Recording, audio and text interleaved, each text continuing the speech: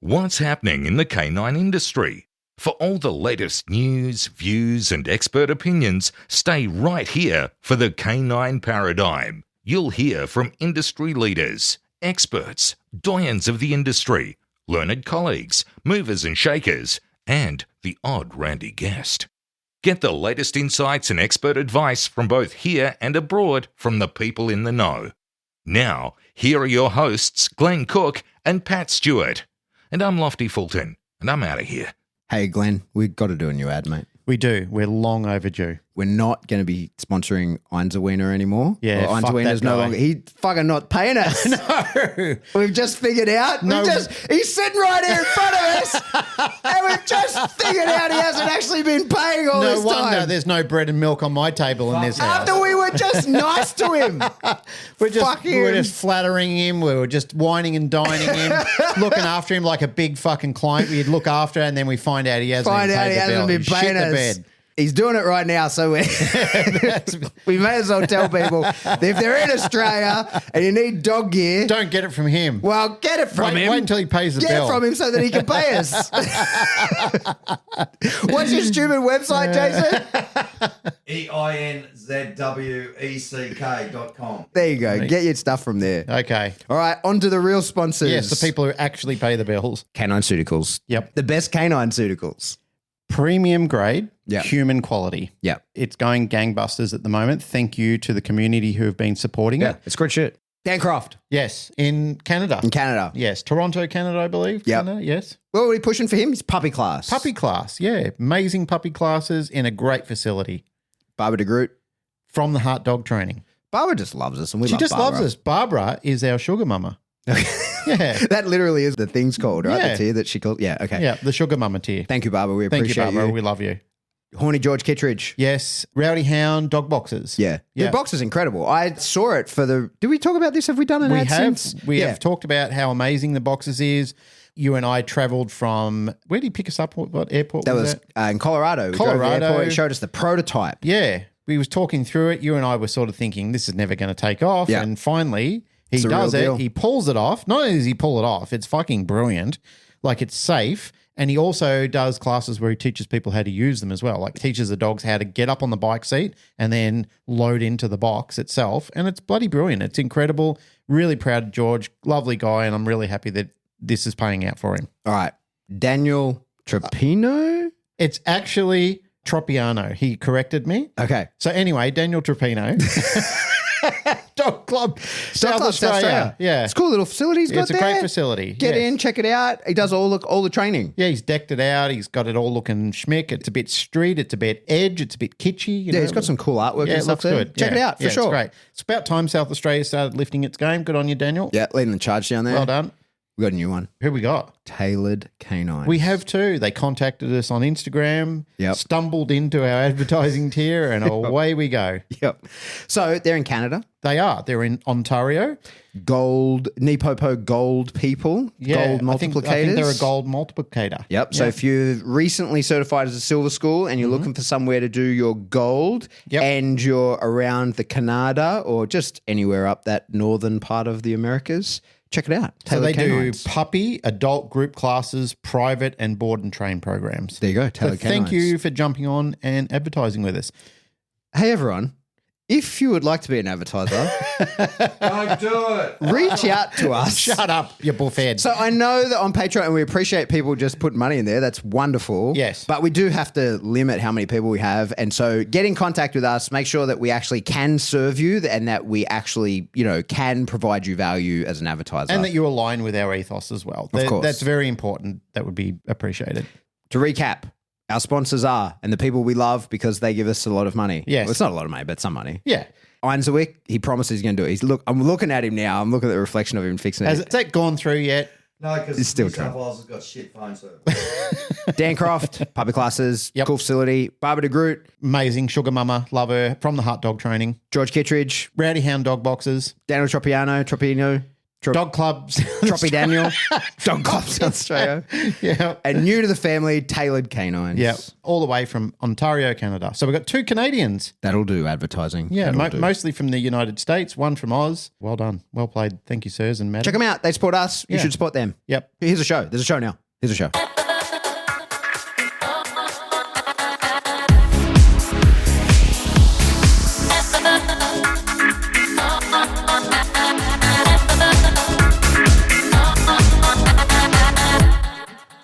Welcome back to the Canine Paradigm. I'm your host, Pat Stewart. I'm joined by my co-host, Glenn Cook, and joining us all the way from Vancouver, but originally from Switzerland, we've got Matthias Lenz. Matthias, welcome to the show, mate. Thanks, guys. Yeah, welcome, mate. Happy to be here.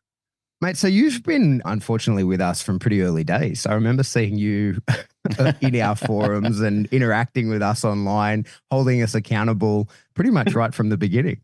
That's right. Yeah. I found out about you guys through dog training conversations. So whenever you were on there, ever since then, I think I can say I'm a fan.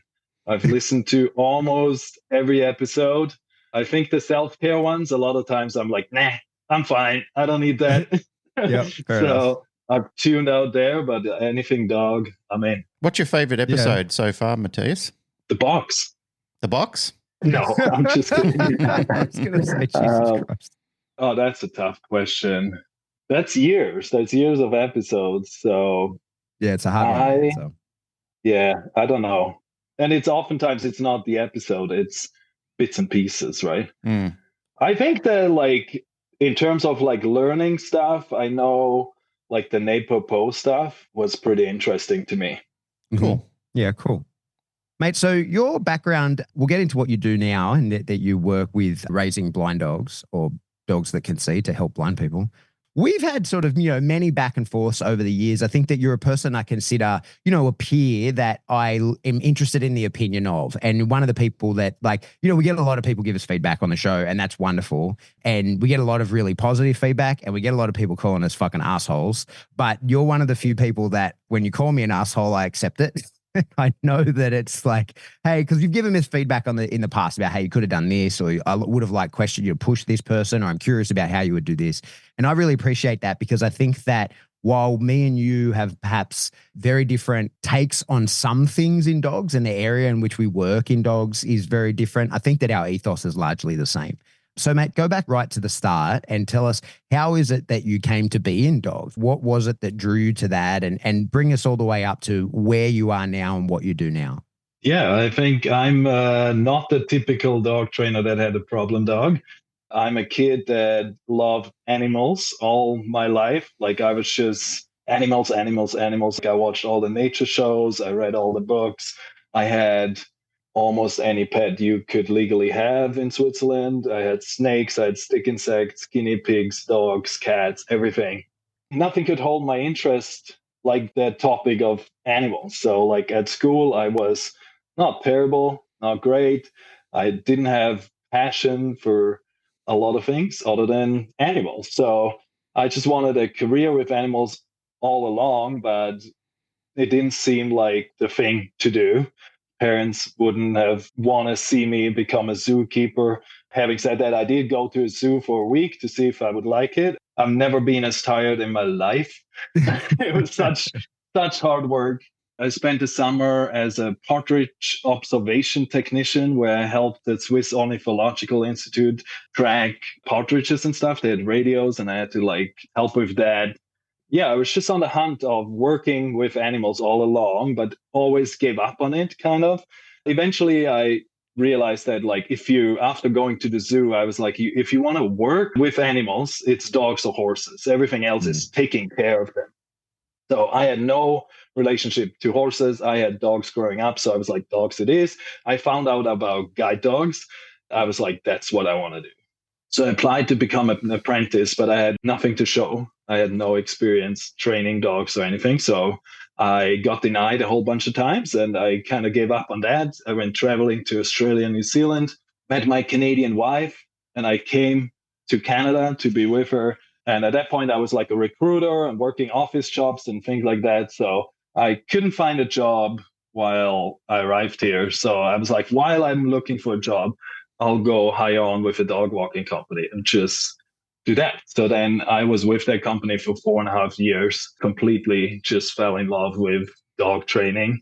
So kind of worked my way up from dog walker to manager of the dog walking company to becoming a dog trainer, helping like running group classes for clients and doing one-on-one coachings.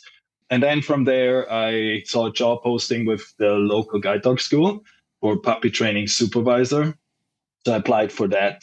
That was 8 years ago. And at this point, I'm the director of puppy raising. Nice.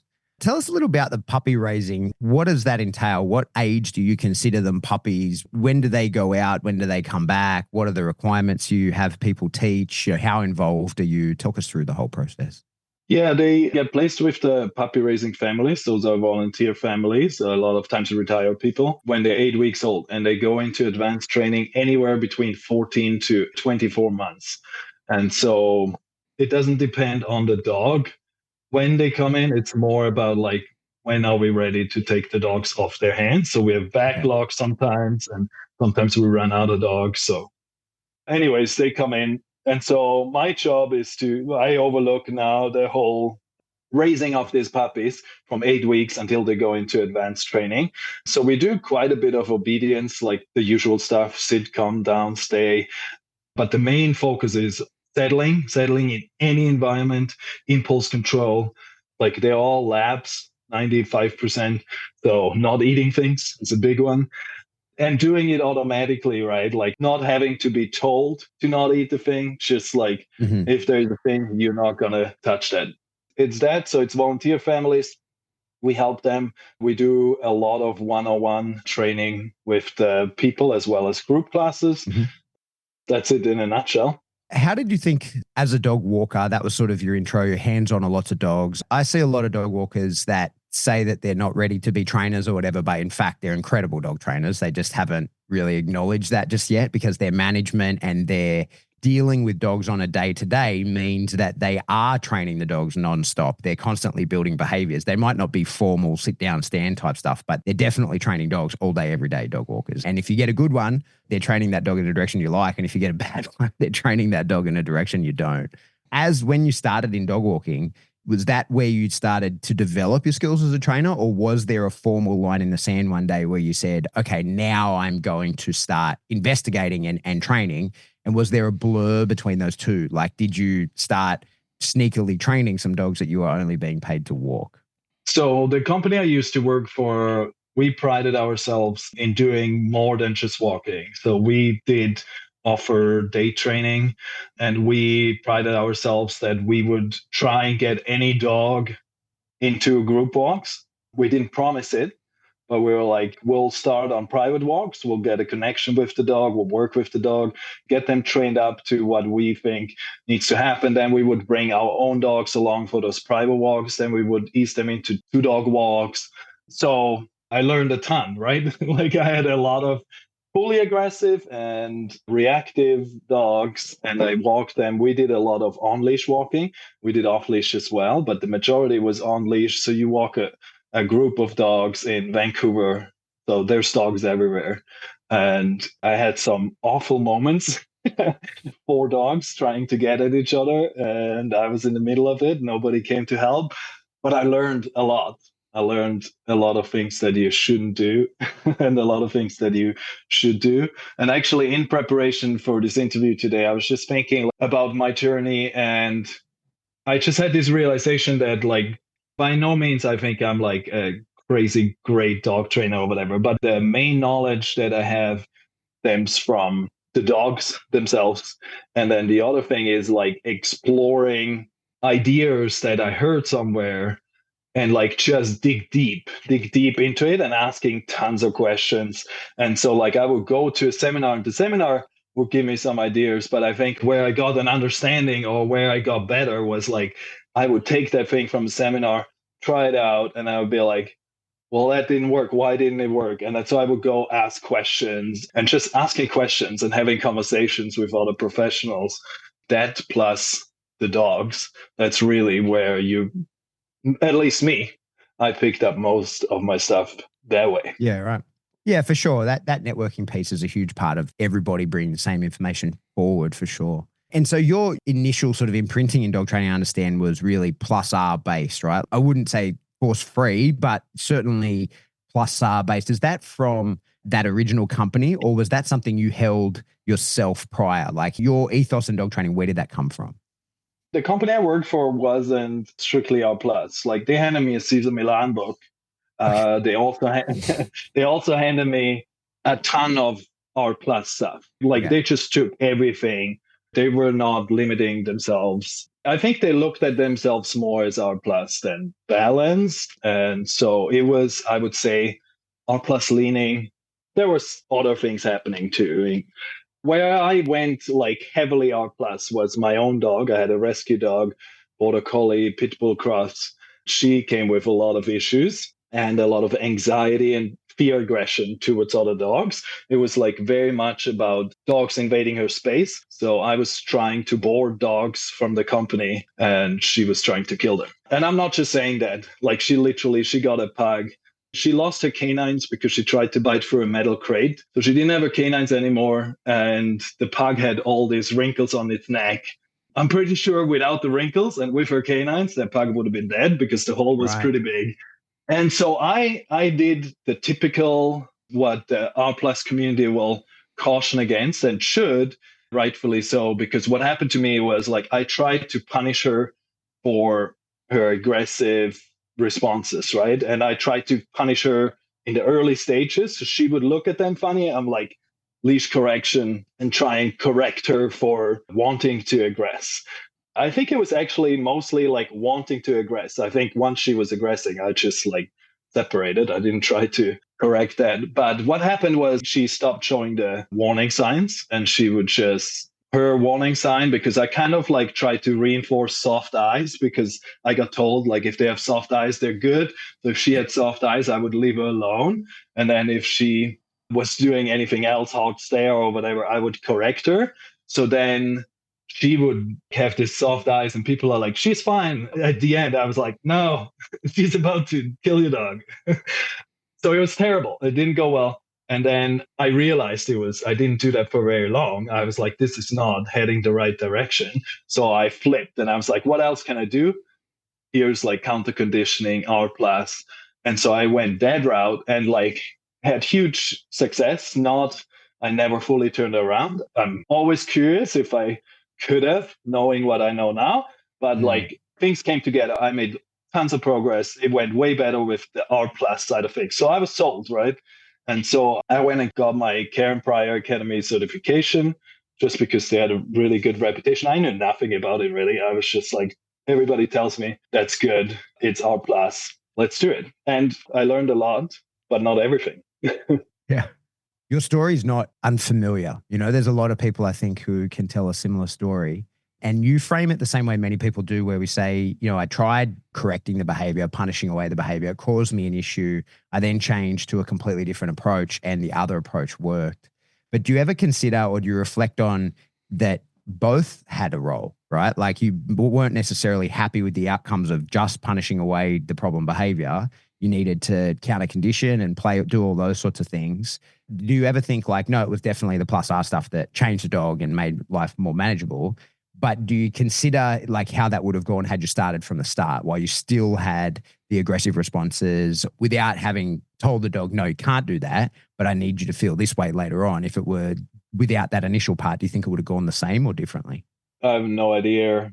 Your guess is as good as mine. I know that like the reason that my corrections didn't work was like, I was super emotional. I didn't know what the heck I was doing. I think my timing probably was okay, but like I didn't know what I was doing. And I didn't do it in conjunction with R plus. So, and I feel like part of the reason I'm here is that I'm hugely in favor of R plus training. Like any good trainer, in my opinion, should be. But I think there is time and places where we need to look other ways. And I think sometimes you might not get to where you want with R plus only at all. And I think other times you might get there, but it's more clear to the dog if you add in some type of aversive or something like that. So does that answer the question? I'm not sure I sort of, understood yeah. it. I'll chime in here if you don't mind, guys. I've been listening to the conversation so far, but I'll give you an example of something that happens regularly in my job. So listening to you chatting about your first attempts at corrections and then switching over to an R plus form, finding success in that. And I agree with you, like there are times where the R plus approach is fantastic. It's great. It's the best thing for the dog. It's the best thing for the handler. It's best for everybody. However, there's a situation, especially at my work, and it reminds me of a conversation, or not even a conversation, but probably a little bit of an ambush situation where I had at work some time ago, where I had somebody that was very R plus minded, that was working in the kennels, and they saw me dealing with a dog where we have to walk down a narrow corridor while there's dogs on all sides, and some dogs are very reactive to it. I punished the dog. The dog walked out fine with me. And then one of the staff at the time felt that what I did was inappropriate. They didn't like it. They spoke to their manager. The manager came and said to me, we have to have a conversation about this. And I said, yep, fine, no problem. The staff member joined in the conversation. They told me their likes and dislikes about what I did. And I said, fine, let me just ask the question. And I said, did you see it resolve? And they said, yes, but. And I said, if there's a but to this and you believe that I should have done it a better way, or there is a better way, show me, educate me, show me what it is that I'm doing wrong, and prove to me that your method is more proficient with that dog than mine. And they said, well, I don't have the time. And I said, what do you mean? And they said, well, the dog goes home in a week and I don't have the time to do what I need to do. And I said, case and point. Every staff member who handled that dog came to me and said the dog was redirecting on them. They couldn't get the dog out of the kennel because the dog was fighting with the other dogs. I said, what I did was I resolved that matter quickly and I made that dog dislike that behavior profusely. But I also made sure that if that dog acknowledged me in that process, I wanted the dog to know that I was in the dog's mind and I saw the dog and I saw the efforts and I was making sure that I was rewarding the dog. So in the example that I gave, when you saw me walking out with the dog, did you notice that the dog didn't want to fight with any of the dogs anymore? And she said, yeah, but that's because the dog was afraid of you. And I said, no, you're wrong. The dog was afraid of the behavior, which is exactly what I wanted to do. The dog was wagging its tail. It was making contact with me. It was engaging with me. It was playing with me because I said the punishment was over the minute the dog decided not to do that behavior. That's because I'm proficient at what I do. I know how to correct the dog for the behavior at the moment. And I said, that's what needed to happen. I said, I can't wait a week and have 4 staff taken out of their jobs because they're getting bitten in the legs by a dog that can't walk up a pathway properly. And she said, yeah, but there are other ways. I said, acknowledged. There are. I agree with you. There are other ways, and I would rather not do this, but I have to do this. And I said, do you know why I know this works? And I said, because I've done this hundreds of times where I've had to take dogs out of kennels and walk them out for staff that can't do it or are too afraid to do it. And I've done 100 times where the dog has gone, yep, I'm not doing this. I'm out. I'm finished with the behavior. So it's not a matter of my ego or my fragility that I'm talking about. It's a matter that I know it works because I've seen it work and I can do it really quickly because I'm super proficient at that. So everybody has their lane. Everybody has something that they're very proficient in. And I agree, there are fantastic ways where people deal with things in an R+ way, and they bring dogs around and they get the dog to come to a conclusion that this is a better way of life. It's more favorable for them. But in a situation where you're talking about something that you need to happen versus something where you've got time to make it happen, that's where I have to intervene with people in those type of conversations.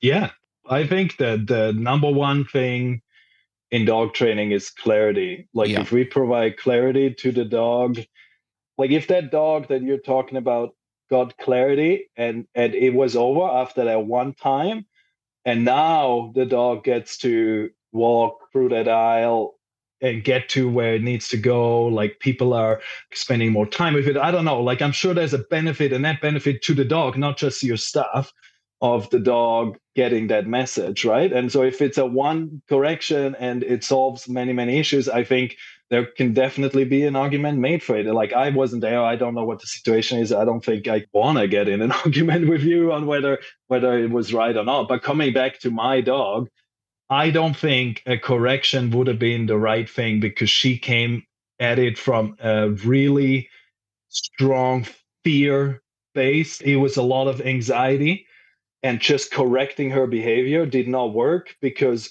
her anxiety remained. She just internalized it. And so I think there's a huge, like, if we have a dog like that, we need to help this dog feel better. And maybe a correction or corrections are part of that solution, but I don't think it's the whole solution for my dog. I don't know about yours, but like my dog, looking back, I know I could have done better. I'm not saying that I couldn't have gotten there with some corrections, but I think corrections only, like, I don't think would have solved it because she would have just internalized it. So yeah, I think like a lot of times, like I had a conversation with a balance trainer the other day. I watched a video of his and there was a correction used that I felt like was unfair. So I like privately messaged him and we had a conversation about it. And I was like, why are you not going to counter conditioning right away? Like, or like, why are you not counter conditioning? Why are you correcting the dog for resource scouting? And he was saying it was a safety issue. Like he was like, I need to, like, the dog is unsafe. I need to correct this behavior, and then I will add in counter conditioning after. And I'm not entirely convinced that that needs to happen, that you can counter condition first and then add in corrections after. I feel like that's always the better way to do as far as I'm concerned. But at the same time, I'm like, as long as you're working on the emotion of the dog and the dog eventually is not just not resource scouting because they're afraid of what might happen, but also just actually feels better about the whole situation, then we're good.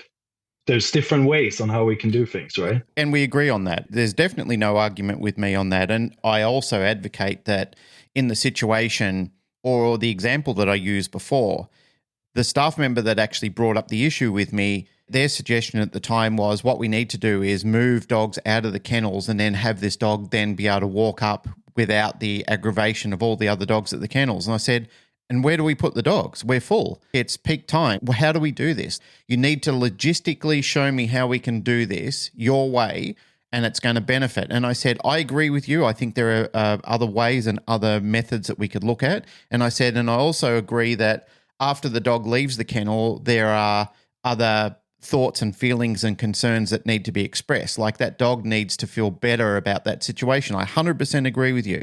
And something which was explained to me when I was a younger trainer was the way a student feels at the end of the lesson is more important than how they feel at the start of the lesson. Like it's better to make sure that they feel better about themselves, the situation, and what they took away with it than when they first arrived. Because whenever anybody arrives at a lesson, they're uncertain of how to feel. They don't know how to feel. So obviously there are feelings and thoughts and concerns and anxieties that are present. And at the end, hopefully, if the mentor or the teacher or the instructor was proficient in their job, what they should do is provide clarity. They should provide an incremental message that the student goes, I know how to stay in tempo with what you're suggesting. That makes sense to me. I feel good about this. I feel more in control of what I'm doing. Even with those dogs, in the example that I used before, getting them out and using that well-placed, well-timed and proficient correction was one part of the journey. But we're talking about a 2-minute exercise versus the next part of the session was also making sure that the dog felt relief, the dog understood what happened, and the dog felt empowered that I don't want to do this behavior anymore. I don't want to go back into the kennels. And staff always remark on things like that when I'm handling dogs, but I've been doing this for a long time. So they say, it's amazing when you take the dogs out, how even after that lesson happened, when you return to the kennels, that the dogs don't want to do it with you, but they do want to do it with me. And I said, that's because you're kind of doing the hokey pokey with the dog. You're in and you're out. You're in and you're out, where I'm all the way in when I'm committed to it. I need the dog to understand there is no ifs and buts about this, buddy. Like if you do it, it's the worst possible thing that you could do. But if you don't do it, fantastic things are going to happen. Like when you get back to the kennel, I'm not just going to throw you in there and dump you and walk away. I'm going to come in there. I'm going to praise you. I'm going to stay with you. I'm going to reward you. We're going to do some fun stuff in the kennel. Like I'm really going to let you decompress and think about this, because it's not just about the physical correction. It's about getting in your head and relieving the way that you actually feel. Like all of these things matter. I'm not trying to convince you or change your mind. Like, you feel what you feel and you do what you want to do as a dog trainer. But I feel that we are being encouraged to dance around punishment sometimes, or let's try so many different things. Whereas people who are good at it and are proficient at it and do know how to follow up with it proficiently as well, when I'm using the word proficient, people who do know how to follow up with it as well. And it's not just about, I just want to give you the correction because I feel that relieves me better than it does for you. When we're told, don't do it, try other things. Granted, there is a playbook of lots of different technique and considerations that we can have. And depending on the environment you're in, depending on, as the other trainer says, the safety issues around it, because this was a considerable safety issue. And as I said before, I'm not joking around when I'm saying, like I had to count out probably 4 or 5 staff that probably would have been chewed up by this dog. And I'm talking about probability here, not fact, because I don't know if he was going to, but one staff said he is trying to redirect at me when I'm bringing him up at the kennels because he's frustrated about not being able to achieve his objective. So there are times where some of the considerations or some of the playbook certainly narrows down, and you need to then consider other things. I then really don't think it's fair to the dog to have to play the dog through that every day while you feel better about yourself saying, I need to relieve myself and think that I've thrown everything at this dog. Meanwhile, I'm putting other people at risk trying to do these type of things. But in a safe situation, in a vacuum where you've got means and measures to be able to control it, you've got distances, you've got capabilities, absolutely, 100%. Try your counter conditioning. Throw all your energies at it, because I do believe that you're going to get results and you are going to see a turnaround. Anyway, I'm not arguing with you. I'm not trying to create an argument out of this. I'm not trying to make people feel less than about it. I'm just talking about actual results. I'm speaking my truth about things that I see that work and effectiveness that I see by using well-timed, well-placed corrections, but also following it up with methodologies and other practices after the event. I think we're all sort of on the same page. I do. Matthias, expand on it a little bit for us if you can, mate. Like your feelings on weighing the aversive experience to the dog. I think one of the things that I think sometimes most people who I consider not just balanced trainers, but, probably 18 months ago, I made that video about this spectrum of dog training and the people who are in that middle section that are not, I suppose, extremely attached to anything. But there's various opinions about weighing the experience to the dog, in that sometimes, leaving the dog under tension, being either frustrated or scared or in a situation that clearly is causing the issue that the dog has, a prolonged version of fixing that can leave that dog in that experience for a much longer period of time, whereby maybe an aversive consequence in one form or another over a very short period of time allows the dog to more quickly be removed from that situation and be in a situation that is overall more reinforcing or more pleasant to the dog. And I feel like that's kind of where most of us kind of fall. Can you tell us a little bit about your thoughts and your experience with that and with the community around you? Like, is that something that you guys strive towards? And I'm interested in your take on that, as much as you in training the puppies that you deal with, as well as just normal dog training in general. I still occasionally take on other dogs, so I'm still keeping my hand in pet dog training, although I shut down my business because I didn't have enough time for it. But I agree with what both of you say. I think sometimes, and like that's, I think this conversation we're having today is maybe due to some of the posts that I made on Facebook. One of them started with, just because you're using positive reinforcement, it doesn't mean you're being the kindest you could be. And so I definitely believe that adding aversives in can be the kindest thing. And I don't think it's like, a lot of times it's not the kindest thing if you look at that one training session, but if you look at the dog's overall life experience over the few months or weeks, then it is the kind of thing. Because if you're aversive allows for the dog to have more freedom, go more places, not be locked away. Like if it allows for management to be reduced, then I think it should be considered, because I think in our class world, a lot of times there's so much management. You just lock the dog away. You don't bring him. You don't let him off leash. You don't do this. And I'm like, but that's no quality of life. That's not good. So if I think I can fix a problem by making it uncomfortable or like, and I think we can get really creative with aversives too. It doesn't need to be pain, fear, intimidation.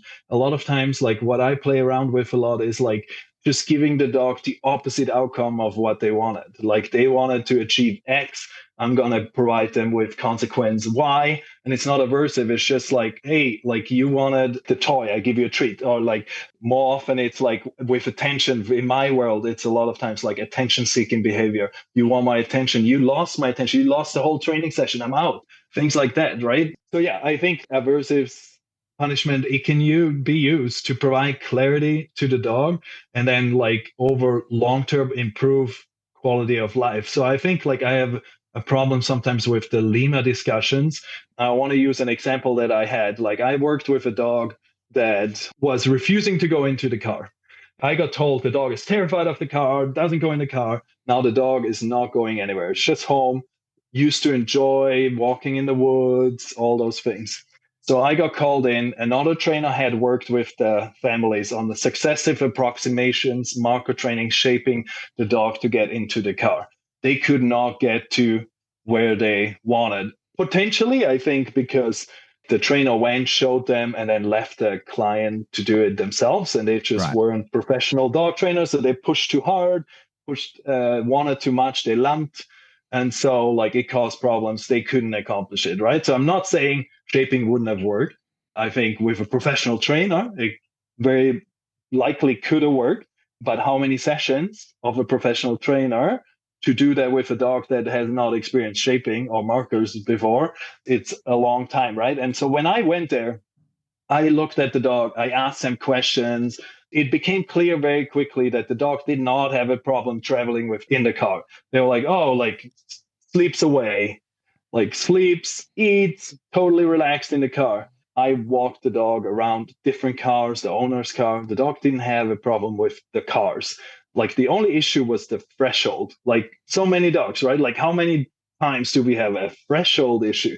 So like, I don't know why. I never figured out why the dog had an issue with threshold, but I knew that was the problem. Like I assessed the situation. And so what did I do? I dragged the dog in through the protest and then threw a party for the dog. Hot dogs, got the dog out. I had to apply leash pressure again, much less. That was it. After that, the dog was jumping in with joy, not like, oh my God, with joy because they knew, he's not going to let me get away with backing out of it. Like I've had like huge reinforcement history for the backing out. And he's going to give me all the rewards. I had to then coach the owner on actually being able to do that themselves and doing the same thing. But we did. We did in one session. The problem was solved and the dog got to go back to tricks. So I could have and then I remember bringing this example up in an R Plus forum. And I got told, well, I solved the same problem with a ramp. And so they trained the dog to go up and down the ramp. They had the owner buy a ramp. They probably spent 5 sessions of a very expensive dog trainer in my area. And I'm like, that's fine. Good for you. I'm glad you have that client that is willing to buy the ramp and have the money to spend on you. I think my dog experienced a total of 4 seconds maximum of discomfort, a whole lot of happy feelings. And the problem was, I can tell you, it was solved for good. So in my opinion, if we look at a few months of the dog's life, my approach was more Lima because I gave the dog freedom, off-leash things back. Now, I do want to say, like I've tried the same thing once with a dog that was afraid of cars, and that backfired hugely. Like I got the dog in, but the next time the dog was stalling like 30 feet away. I was like, no, I'm not going to let you do that again or whatever. And when you were talking, Glenn, I hear what you're saying, and I think you're right. But I think when we have these conversations, what me and many other R Plus trainers are worried about is the inexperience, because they can come very quickly to the point where they're like, well, I can't fix this with R Plus or whatever. Like, this is the only way.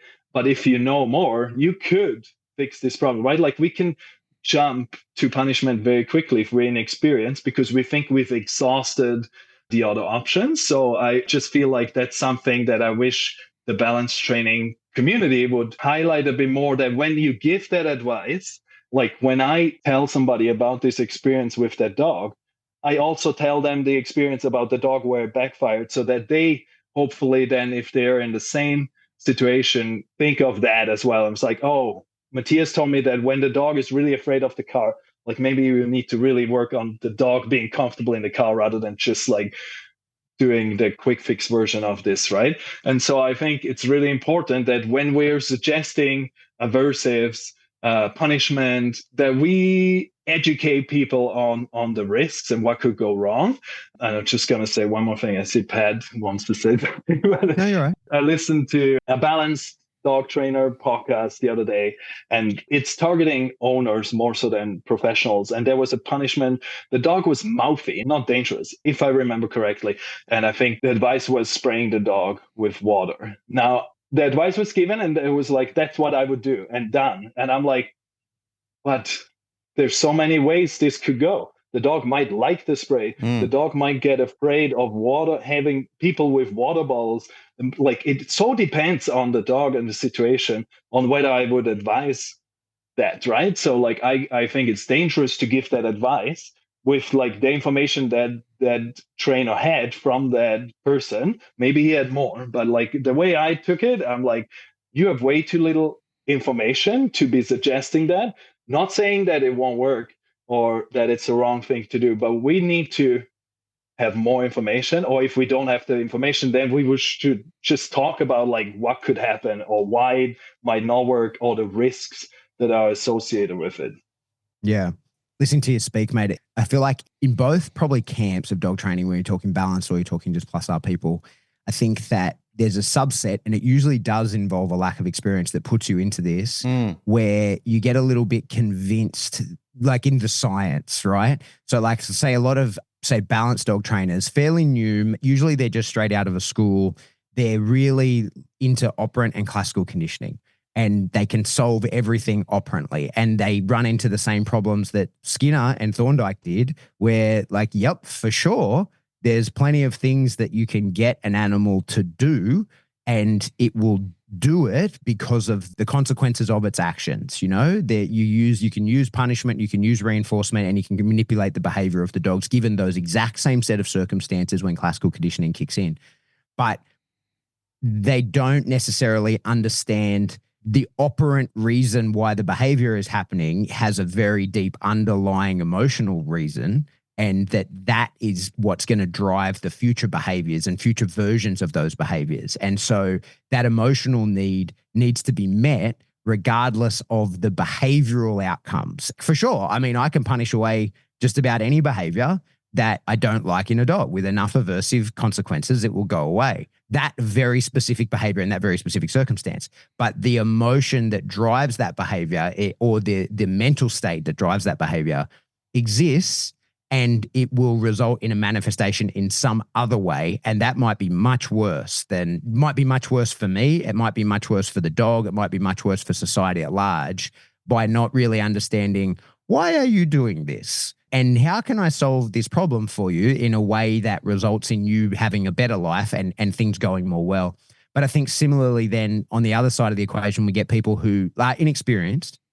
And my experience with inexperienced plus R community is everything's hypothetical. Like, it'll work, and when it doesn't, and someone says to them, well, no, you just have to keep doing it because I went to a seminar that was completely on the whiteboard, or, you know, it was all PowerPoint presentation, and I was told by a big name in the plus R community that this will work. And so it will work in this circumstance. And it's like, yeah, but there's no evidence of that. Like, saying it and making reference to a bunch of studies from which you've picked and chosen the very specific examples or the very specific outcome of, but no look at the overall picture of how that goes.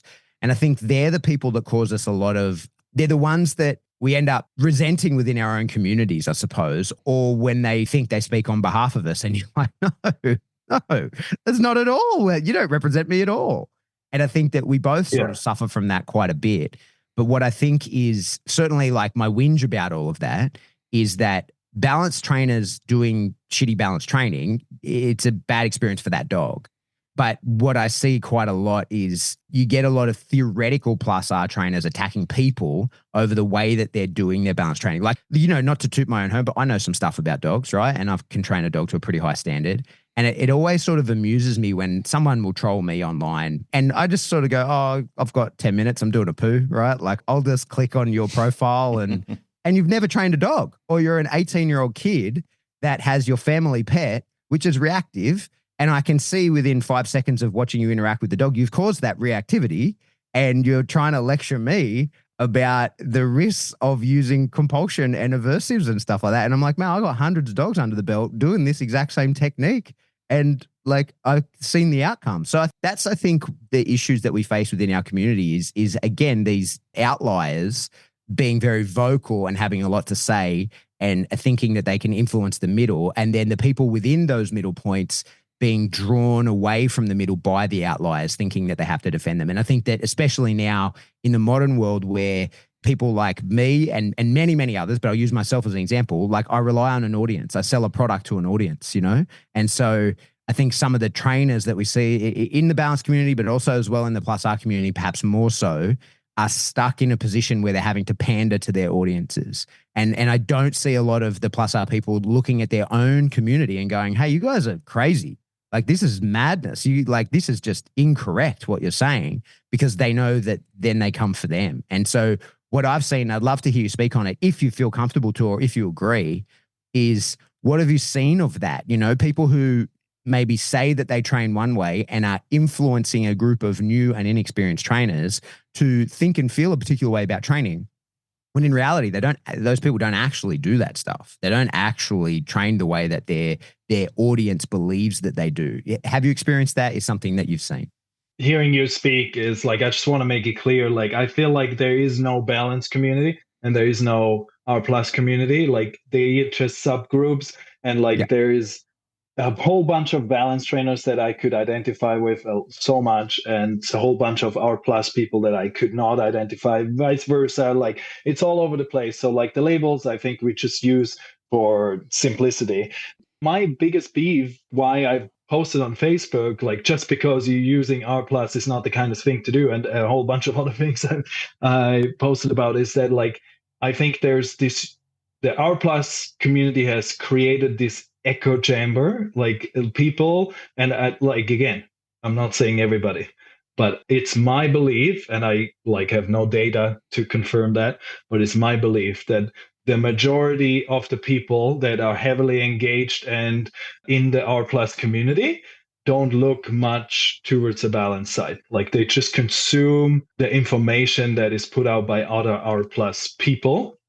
And so I think it has created this echo chamber where, again, I think like part of the problem is those really aggressive people that like target you if you mention punishment, if you mention aversives. And so they'll go and cancel you. So everybody's aware of that. So then people don't talk about those things. So I don't know if I'm like, people show how they train, but they might not talk about like other things, because like in the train, like they refuse to talk about certain topics entirely. Like, there's just like, let's not talk about punishment. Let's not talk about aversives. We just do not talk about it. And that's not the whole picture. And when you start talking with a lot of these people that might have courses where they explain to you, and I don't think it's like entirely misleading, like that's what they do. But then if you go like, here's what I would do or whatever, like they'll be like, oh yeah, that's fine. Yeah, that sounds good to me. And I'm like, but why not talk about it? Like, why not talk about it, right? And so I have sent one of my videos where I pulled a dog through a protest. It wasn't a car, but similar situation, right? I sent it to one very well-known positive reinforcement trainer that like keeps talking about like how they use pretty much only positive reinforcement. And I was like, hey, I want to know, how would you have handled this situation? I explained everything. It's like, this is how I solved it. But like, knowing that you are doing everything R plus, like, tell me. And like, I was very curious. And basically the answer I got was like, well, you were dicking around too much. I would have done this much earlier. Right. I'm like, what? I was very surprised by that answer. And so I think that's problematic, right? And coming back to what I said earlier about like, I've learned so much through talking to people and asking questions, but you cannot ask certain questions in an R plus forum. You just cannot do that anymore. And I have a big problem with that because like if I'm just asking a question, I haven't done anything. I'm just like curious, like that's wrong. We should be able to ask questions and talk through it. And in one of my Facebook posts, I gave the example of like, I knew of one person and she's heavily engaged in the R plus community, but I also knew she was using aversive. She was open to punishment. So I ran something by her and I basically was looking for her permission that she says, yeah, I would do the same. But she actually was like asking me a few more questions. And then she was like, actually, like, here's an R plus way to solve this fast and efficient, not long. And I'm like, thank you. I did not need to do, right? Like, I didn't have the knowledge she had. And so, like, for me, that was a really big moment. I was like, talking about the possibility of an aversive, like, actually made me not use the aversive. And so I think people miss that part of it. And so I just like, I mean, overall, I just want people to ask questions, explore everything. And I just want to make sure, like, one thing I wanted to say today is that I learned from the people that I worked with at first. Then I explored the R plus community solely. I got told, don't look where the balance trainers are. And so I didn't for quite a while. And then once I started looking in the balanced community, like I found information that I could not find in the R plus community, and it helped me become a better trainer. And so I just wish other people would be able to do that same thing, or the R plus community would start talking about this. Then nobody would have to go to the balanced community because we maybe all balanced at that point. I don't know. Yeah, that's right. That's kind of the point. That's one of the things, like, I know we're shit talking, but like a lot of people, when I see in those groups, because I'm in a lot of those same forums, right? I don't participate. I just watch, because every time I put my head above the parapet, I get cut down. And so, you know, why would I bother, right? Why would I contribute? But I see that there's all the like forbidden words and the trigger warnings about things. And it's very frustrating because when people talk about, oh, this is the guaranteed outcome of punishment, like this will happen. I want to get in there and be like, no, like there's a circumstance where that will happen for sure. And this is how you avoid that. And it would be so easy to explain that kind of thing sometimes where, you know, like there's this assumption that there will be fallout from using punishment and that it will ruin your relationship with the dog and that it will result in the dog being scared of you and only doing what it does because of you. And it's just not true. It's just not true. And of course, there are circumstances that can lead to that being true, and those need to be avoided. But I can't educate you about those until you at least accept that they're not true. And the weirdest thing that I see in those forums is when somebody will post like a video. I got kicked out of a forum one time because I posted asking questions about something. Now, I admit I was kind of being a dick, right? But I was tongue in cheek asking questions about something. But I was kicked out of the forum because my dog was wearing an electric collar in the video. But it wasn't overt.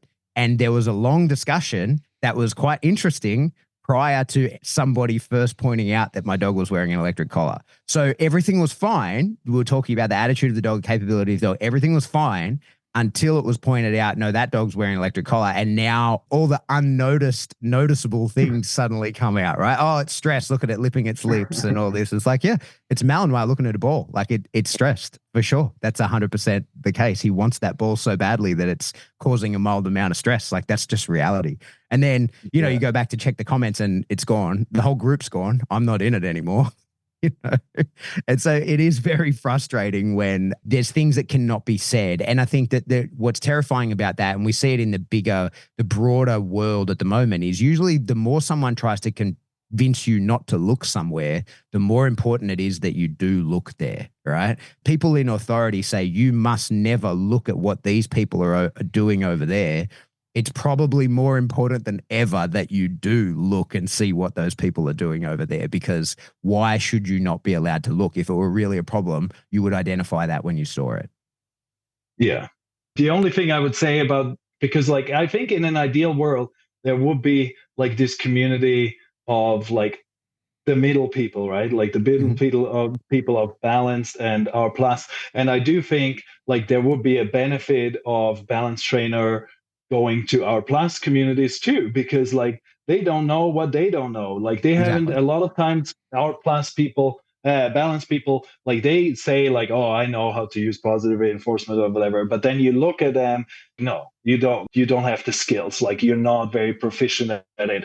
But of course, like, why would you go there if you're getting shamed for how you train or whatever? Like, I understand why it's not happening, but like, my wish is still like that we would all come together, because again, like, I think in the balance community, sometimes like if the positive reinforcement trainer will be really good in pointing out where some of the things might be problematic. Like in your forum last week, I think somebody gave a one-liner like, correct the dog for not something. It got likes. And I saw it and I'm like, what?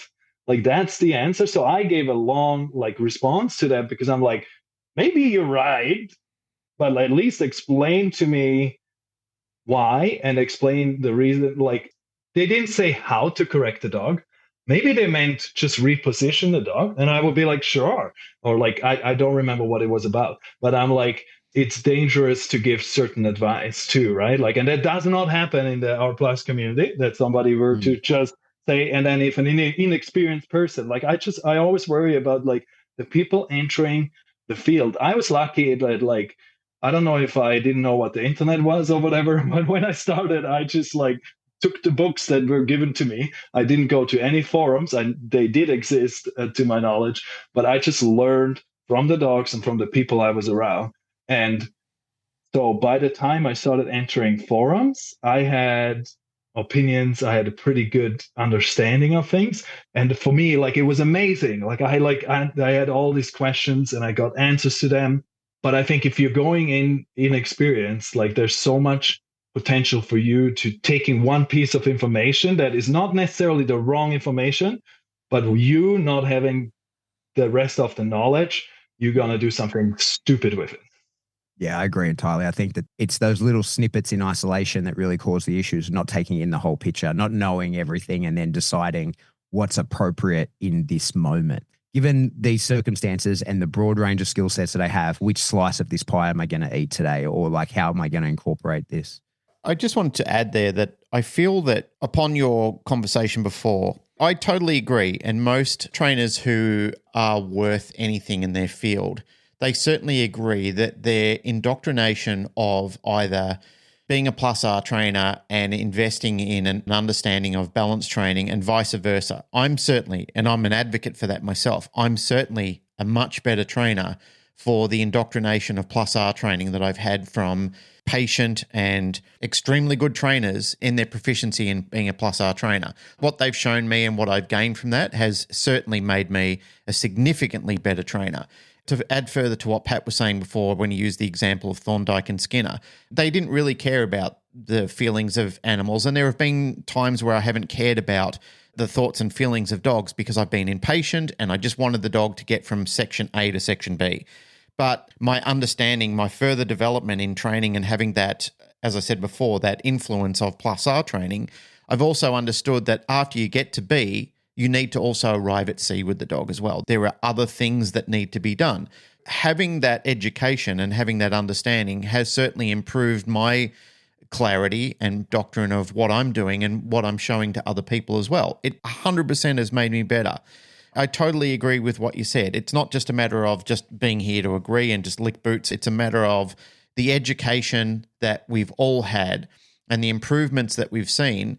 And that's fundamentally the point that I'm trying to arrive at is if you can provide evidence for me, if you can show me a better way, then of course I want to adopt it into what I'm doing. If you can show me that it improves overall mindset of the dog, if you can show me speed and proficiency in what we're actually doing, why would I want to reject it? Why would I want to ignore that evidence? Not the theory, not the argument, but the actual evidence that you're actually showing me. Yeah, I know that there's different setups and different scenarios, but still it's got to be evidence-based. To finish on this, what I wanted to say before, and it's something that, you know, like I've discussed when Dr. Melanie Uda was on the show and when we've had this conversation roll up several times, I really feel that we're focusing on fundamentals of abuse and not on training that's outraging both camps. Like when we see it and we understand that I'm not seeing training happening here, I'm seeing an abusive moment. I'm seeing where the trainer is not connecting with the dog, that doesn't care about the feelings of the dog.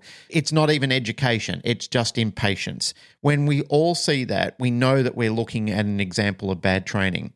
Yeah, I mean, the problem is that some people will tell you as soon as XYZ tool is on a dog, it's abuse. So like you can't have a conversation with those people about that. Yeah, I agree. Yeah.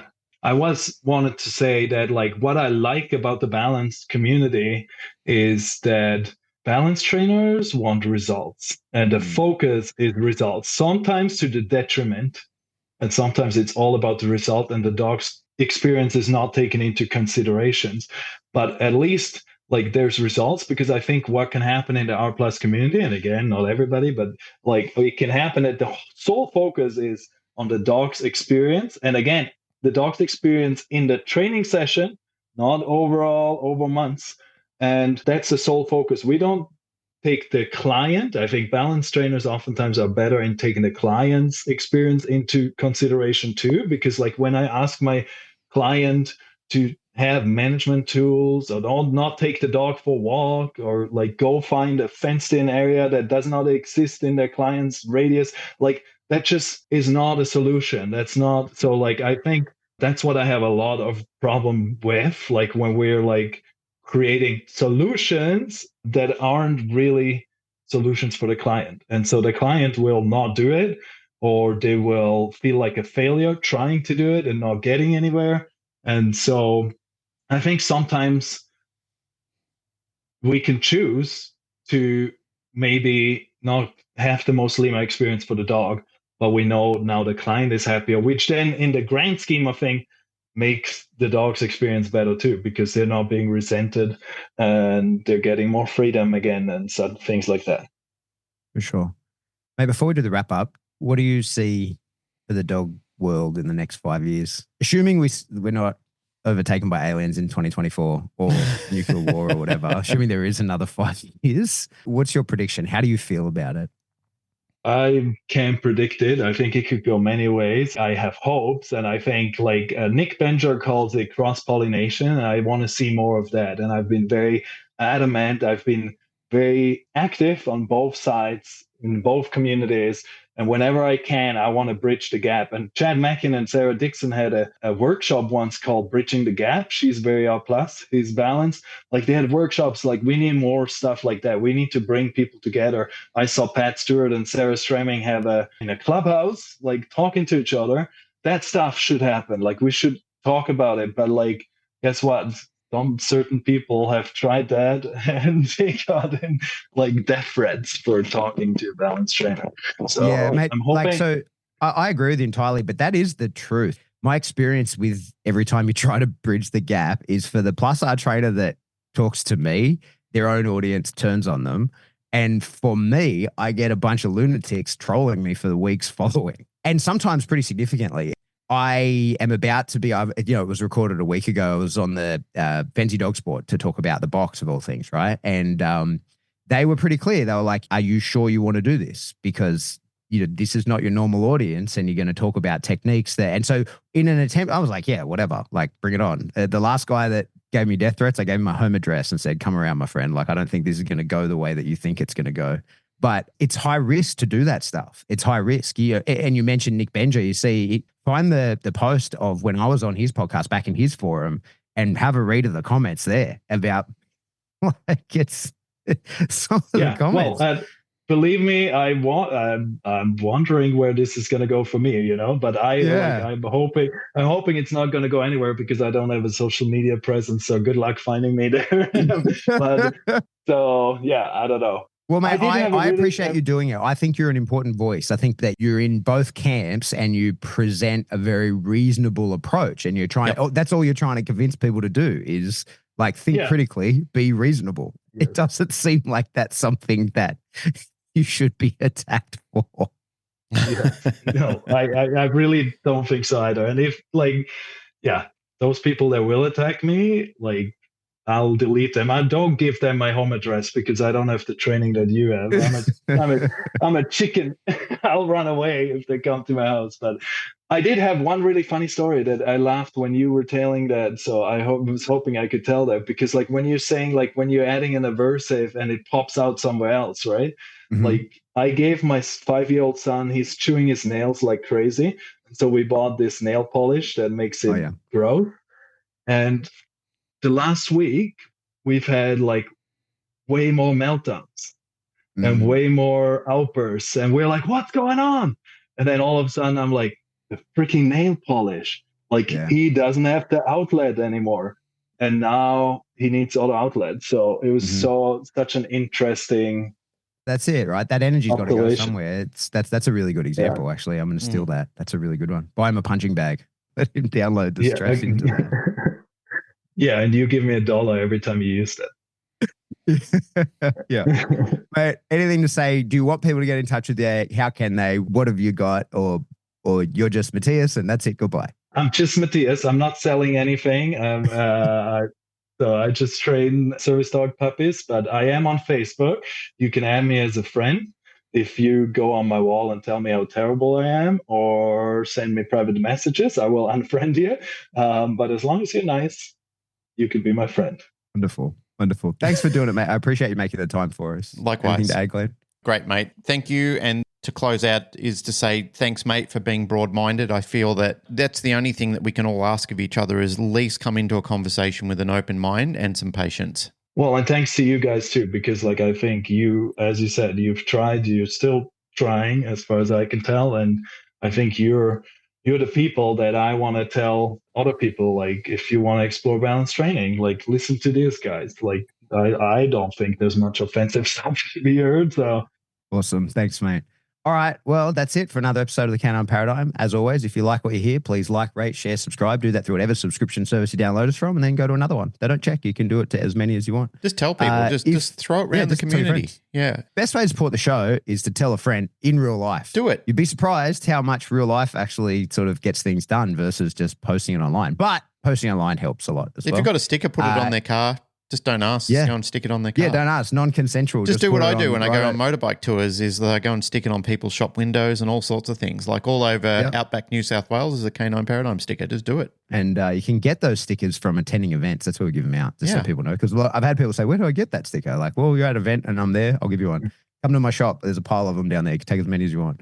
And if you want to support the show, the best way to do that is jump into Patreon. A couple bucks a month, $3 a month gets you this giant backlog to huge amount of information, as well as new stuff going forward. $10 a month puts you in where you can hit the live stream and get questions answered by me once a month. And then, of course, if you wanted to buy me a Lamborghini, that's totally allowed within Patreon as well. Another way to support the show is to buy merch. We've got cool merch, cool T-shirts. Get yourself one of those. Everybody loves seeing the cool seen, story be show loud. your dog one. That's the latest one. Yep. And if you want to get in contact with us, the best way to do that is to jump into the Facebook discussion group. As Matthias pointed out, there's a lot of information in there. There's a really broad spectrum of people in there. There's more than 10,000 people that are usually all very civil and very nice and helping each other along. But if you want to get in touch with us individually or privately, you could do that. We are info@thecanineparadigm.com. Love you all. Goodbye.